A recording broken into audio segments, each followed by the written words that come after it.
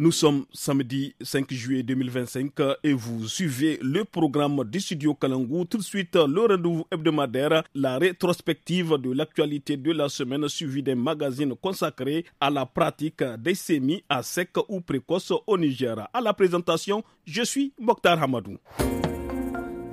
Bonsoir à tous. L'actualité cette semaine est marquée par la cérémonie d'ouverture des travaux de la première session du Conseil consultatif de la refondation qui se sont ouverts samedi 28 juin à Niamey. L'événement a été marqué par l'installation officielle du Conseil qui a vu la participation des délégations venues des pays de l'Alliance des États du Sahel et d'autres pays comme le Tchad et le Ghana. Tahirou Gimba, l'un des rapporteurs, explique le rôle et la mission des conseillers de cette nouvelle institution. Il est au micro du studio Kalangou. On n'a pas de pouvoir législatif près d'une assemblée. Nous avons un pouvoir de conseil et d'élaboration même de certains projets de texte. Et nous le validons et puis on transmet à qui de droit. On transmet au président de la République et je crois qu'il s'est engagé le 20 février dernier. Il a dit, vous avez joué votre partition, je vais jouer la mienne. Et nous allons nous le conseiller en longueur d'heure et de journée. Chaque jour que Dieu fera, nous allons conseiller le président Tchani et ses camarades à jouer leur partition. Et nous allons le faire. Ne nous sous-estimez pas, même si on n'a pas de pouvoir législatif formel, ça viendra un jour. Maintenant, voilà la mission à nous confier. Si nous sommes sérieux, les conseillers là, ils vont finir par nous dire, écoutez, on va voir comment en faire un parlement de transition. Après la cérémonie d'ouverture des activités de la première session du Conseil consultatif de la refondation samedi 28 juin, les travaux se poursuivent à l'hémicycle de l'ex-Assemblée nationale à Niamey. Selon la conseillère Naomi Binta Istanseli, des échanges d'expériences ont eu lieu avec les délégations parlementaires du Burkina Faso et du Mali afin de répondre aux attentes des Nigériens. Elle est toujours au micro du studio Kalangou. Nous allons vaille que vaille défendre les intérêts des peuples nigériens, notamment la femme, la jeunesse et tous les peuples nigériens qui nous regardent et qui attendent de nous aussi. Nous allons aussi défendre les intérêts et les droits des peuples de l'AIS et des peuples africains. Peut-être je vais demander aussi de la patience, de la compréhension, parce que vous savez, tout changement, il est difficile. On peut vraiment tomber, mais l'essentiel c'est de se relever et de se battre. Malgré les difficultés qui sont sur notre chemin, ensemble on peut y arriver. Parlons de l'énergie nucléaire à présent. Le sommet de l'innovation de l'énergie nucléaire pour l'Afrique NESA 2025 s'est tenu à Kigali, la capitale rwandaise, du 30 juin au 1er juillet passé. À cette occasion, le Premier ministre nigérien Ali Mohamed Lamine Zen a déclaré que le Niger est désormais engagé dans une nouvelle ère de souveraineté énergétique, mettant en avant les potentialités du pays dans ce domaine. Plus de détails dans cet extrait recueilli par nos confrères de la RTN. L'accès à l'énergie fiable est aujourd'hui un défi majeur pour le développement de nos nations. Le Niger entend donc y apporter une contribution. Producteur d'uranium depuis plus de 50 ans, il maîtrise l'ensemble de la chaîne, que ce soit au niveau de l'extraction, du traitement et de l'exportation.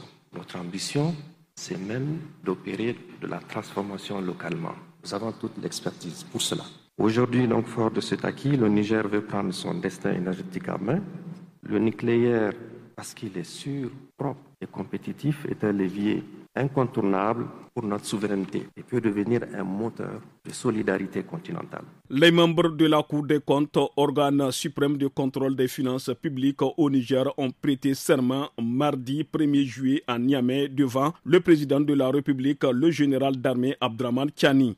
Madame Laminou Chiroma Sadé a été nommée présidente de l'institution aux côtés des 3 présidents des chambres et d'un procureur général. Autre aspect de cette édition, près de 13 000 pèlerins nigériens au Hajj 2025 ont regagné le pays. Le dernier vol charter appelé vol de ratissage a atterri samedi 28 juin à Niamey. Le commissaire du COHO, Abdoulaye Aboubakar, nous fait le point au micro de Moussa Hassan. Tous les pèlerins nigériens ont pu accomplir leur Hajj. Ils sont tous rentrés au pays. Le dernier vol a atterri le samedi. Les pèlerins nigériens en vol charter ont été transportés en 29 vols. J'ai saisi l'occasion pour remercier aux plus hautes autorités de la République du Niger et tous les acteurs du Hajj qui, chacun en ce qui le concerne, à jouer sa partition pour que cette édition soit une réussite. Nous pouvons dire que l'édition Hajj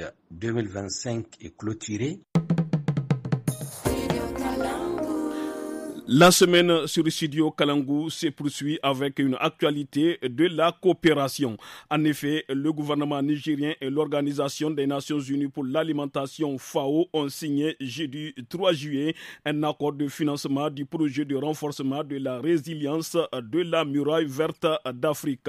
Estimé à plus de 17 milliards de francs CFA, ce projet ambitionne de restaurer plus de 265 000 hectares de terres dégradées. Il prévoit la création de plus de 700 pépinières communautaires et la formation de plus de 1000 groupes locaux à la restauration et à la gestion durable des ressources naturelles. Sur tout un autre plan, le gouverneur de la région de Difa, le général de division Mahamadou Ibrahim Bagadouma, s'est rendu en début de semaine sur les rives de la Komadougou-Yobé, dont les eaux ont fait leur retour le week-end passé. Il a souligné l'importance des travaux du rehaussement de la digue pour les populations riveraines. Des propos recueillis par nos confrères de la RTN. La Komadougou, cette rivière mythique qui est la sève nourricière de la région, son retour est toujours majestueux et chargé de symboles. Comme toujours d'ailleurs, son arrivée coïncide avec le début de l'hivernage. Donc nous sommes venus constater effectivement que la Komadougou est de retour, ce qui symbolise l'arrivée de l'hivernage. Deuxièmement, vous savez que la Komadougou constitue une barrière naturelle contre les incursions des bandits armés. La rétrospective de l'actualité sur Studio Kalangou, c'est aussi la déclaration rendue publique mercredi 2 juillet par l'Association des jeunes avocats du Niger, AJN, qui a demandé aux autorités de réviser la loi sur la cybercriminalité. Elle estime que cette législation porte atteinte aux libertés d'expression de la presse et d'opinion, en contradiction avec les engagements internationaux pris par les autorités en la matière. Un mot de l'éducation dans la semaine sur Kalangou. Les examens du certificat de fin d'études primaires CFEPD et du CEPE franco-arabe ont débuté lundi 30 juin sur l'ensemble du pays. La région de Dosso a abrité le lancement officiel dans le département de Boboï à l'école garçon de Birningaouré. La ministre de l'Éducation nationale, Dr Elisabeth Chérif, a procédé à l'ouverture de l'enveloppe contenant le sujet de la première épreuve de rédaction marquant le début de ces examens.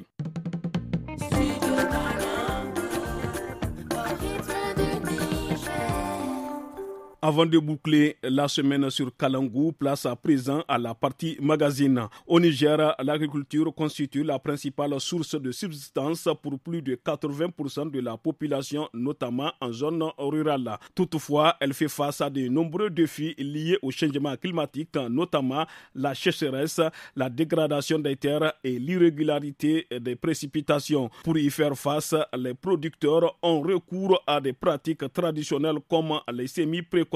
Suivez ce reportage de Moussa Hassan et Niali Ali.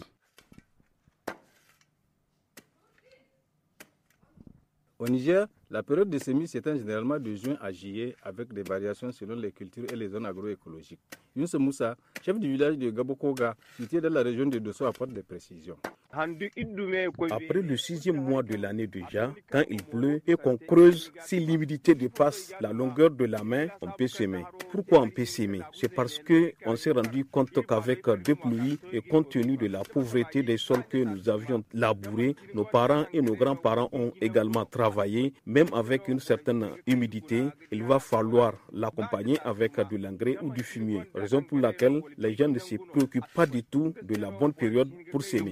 Dans certaines localités, les semis débutent dès l'apparition des premières pluies. Mais selon Abarchi Rabiou, directeur départemental de l'agriculture à Dogandouchi, cette pratique comporte des risques pour les producteurs. Dans certaines localités, les producteurs sont en train de faire des semis à sec. C'est un semis qui est fait avant même la pluie. S'il y a une pluie abondante, il y aura une bonne levée, mais dans le cas échéant, ça va avorter. On a constaté qu'il y a des producteurs qui sont en train de faire ces semis avec de l'engrais. Non seulement il fait extrêmement chaud, et si vous mélangez le mil avec de l'engrais et vous mettez ça dans le sol sans pour autant qu'il y ait pluie, c'est du gâchis. Vraiment, on ne conseille pas les producteurs à le faire. Adamou Moussa, producteur, estime pour sa part que cette méthode, combinée aux effets du changement climatique, contribue à la disparition progressive des semences locales.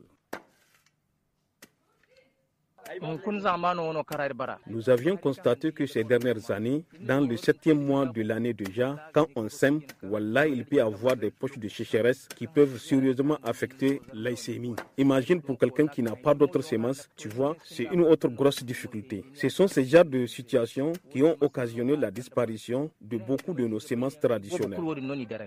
Madame Moussa Zainabou, directrice des relations publiques à la ferme semencière Aïnoma, recommande aux producteurs de bien se renseigner avant de procéder au semis. Il faut qu'on puisse s'armer pour pouvoir accueillir la campagne. Nous n'avons qu'une seule campagne pluviale au Niger. Il y a des entreprises semencières auxquelles les producteurs peuvent demander à quel taux de pluviométrie ils peuvent s'aimer. Parce que si la terre n'est pas bien humide et qu'ils sèment, ils vont perdre non seulement leurs semences, leur temps aussi. Face aux incertitudes climatiques et aux pratiques agricoles variables, les experts appellent à plus de vigilance et de concertation afin d'assurer des semis réussis, préserver les semences locales et garantir la sécurité alimentaire.